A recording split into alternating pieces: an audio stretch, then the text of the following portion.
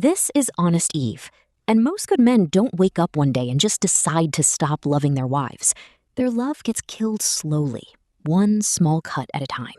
Yet the story you usually hear is different. She'll say, he changed, he just checked out, he stopped caring. It sounds sudden, like he flipped a switch and became a stranger. But for most men, that's not what happened at all. What happened was quieter and took years. The same 7 small behaviors kept repeating. Little jabs, dismissals, rejections, disrespect, until the part of him that wanted to keep trying simply ran out of strength. You might be living that right now. Years of explaining yourself, apologizing, forgiving, giving benefit of the doubt. And now you're numb, watching yourself care less and not understanding why. In this video, I'm going to walk you through 7 specific ways wives kill a man's love without meaning to, so you finally understand what happened to yours and why going back feels impossible. Most men's love is not a mystery. It is simple in what it needs, deep in the loyalty it offers, and very human in its limits. A good man doesn't need grand gestures or constant praise. His love is nourished by a few basic things: respect in how you speak to him, warmth and appreciation for what he does, and a home where there is at least some peace and affection waiting at the end of the day. What wears that love down is just as simple: being treated like a problem to be managed instead of a partner, being taken for granted as if his effort is invisible and guaranteed, never getting the benefit of the doubt, always being assumed wrong, selfish, or uncaring. Men don't usually leave at the first sign of trouble. They endure, they try, they adapt. But every small disrespect, every cold rejection, every needless attack chips away at his desire to keep giving. If those cuts keep coming, there is a point where his love doesn't come back. And when it's gone, it's gone. The first small way wives kill a man's love is constant criticism and sarcasm at home. He loads the dishwasher and she nitpicks how he did it. He folds laundry and she sharply corrects him. He shares an idea and she sighs, rolls her eyes, and says, "Seriously? That's what you came up with?" Instead of basic kindness, almost every interaction comes with a jab.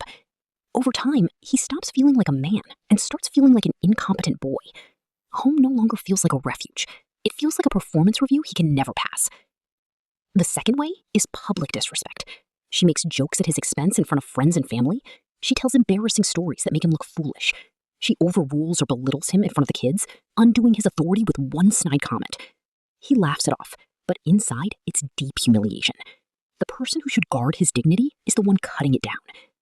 She may tell herself she's just joking or holding him accountable, but repeated disrespect, especially in public, kills a man's love faster than almost anything else.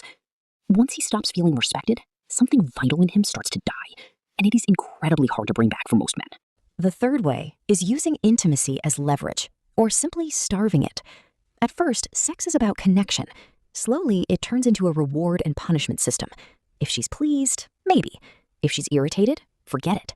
Weeks turn into months, and when he finally says he feels unwanted, she acts shocked or accuses him of being obsessed. His natural desire is treated as dirty, annoying, or childish, something to be joked about or ignored. Over time, he stops feeling chosen as a man. What should bond them instead becomes a reminder that he's begging for scraps of affection. Sex shifts from connection to humiliation. His love doesn't vanish overnight. It hardens into quiet, cold resentment and a deep, lonely ache he never sees. The fourth way is dismissing his efforts. He fixes things, plans trips, shows up for the family, and she zooms in only on what's missing. You could have done more. That's your job. No simple thank you, no recognition that he tried. After a while, he feels invisible, like nothing he does will ever be enough. And here's the truth: a man whose body is rejected and whose efforts are dismissed will eventually stop offering both. Treating his desire and his work as nothing special kills the part of him that still wants to keep trying. The fifth way is turning home into a place with no peace. He walks in from work exhausted, hoping for a quiet reset, and instead gets hit with a fresh list of problems and complaints. She picks fights at the door, starts heavy "we need to talk" conversations the second he sits down, and turns small inconveniences into emotional storms. There is always something wrong, something urgent, some drama that cannot wait. Slowly, he stops associating her with comfort and starts associating her with tension. He dreads pulling into his own driveway. His love doesn't disappear, but it gets buried under survival mode. The sixth way is never being wrong. She rarely, if ever, apologizes. Every conflict, no matter how it starts, gets flipped back onto him. If she lashes out, her feelings are the justification. If he reacts, his reaction becomes the entire problem. Over time, he feels crazy and alone with reality. He learns that in her world, nothing she does is truly her responsibility. Love cannot thrive where there is no peace and no mutual accountability. If this continues, he won't just stop arguing.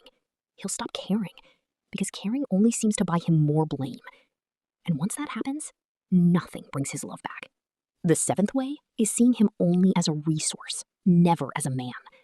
He becomes a provider, handyman, and co-parent, but not a husband she actually desires. She engages when she needs something: money, rides for the kids, help with errands, one more favor on an endless list. There is no curiosity about his inner world, how he feels, what he wants, what scares him, what he dreams about. Conversation becomes logistics, not connection. Over time, he feels less like a partner and more like a tool left in the garage until needed again. His romantic and emotional bond to her erodes. He may stay because of duty, children, or shared history, but his love is gone.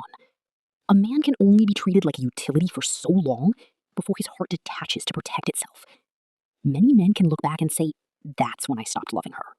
One or two of these things, once in a while, won't usually end a marriage. But when constant criticism, public disrespect, withheld intimacy, dismissed effort, no peace, no accountability, and being treated like a utility show up day after day, they don't just hurt his feelings, they kill his love. Inside, he shifts.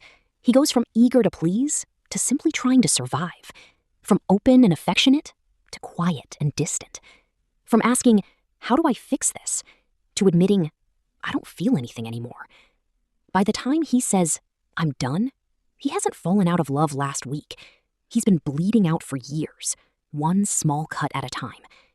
When you finally understand that, you can stop blaming yourself for not feeling what you used to. If this pattern continues, there comes a point he can't. If you're a man hearing this and recognizing your own life, understand this.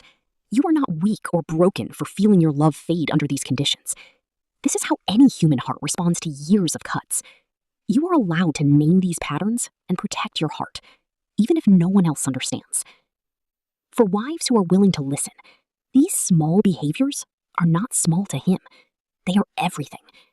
If you care about your marriage, begin with respect in your tone, peace in your home, real accountability for your own behavior, and genuine intimacy that doesn't feel like a chore.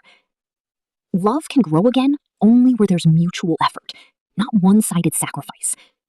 Most wives don't mean to kill a man's love, but if these 7 things go unchecked, that's exactly what happens. This is Honest Eve.